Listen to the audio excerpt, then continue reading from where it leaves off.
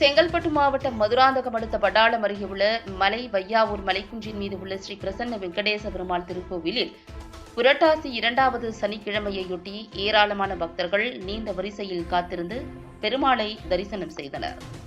புரட்டாசி மாதம் பெருமாளுக்கு உகந்த மாதமாகும். மதுராந்தகம் அடுத்த மலை வையாவூரில் உள்ள தென் திருப்பதி என்னும் அருள்மிகு அலமேலு மங்கை தாயார் சமேத ஸ்ரீ பிரசன்ன வெங்கடேச பெருமாள் திருக்கோவில் உள்ளது. இத்திருக்கோவிலில் புரட்டாசி சனிக்கிழமையொட்டி சிறப்பு அலங்காரத்துடன் மூலவரும் ஸ்ரீதேவி பூதேவியுடன் ஸ்ரீ பிரசன்ன வெங்கடேச பெருமாள் உற்சவரும் காட்சியளித்தனர்.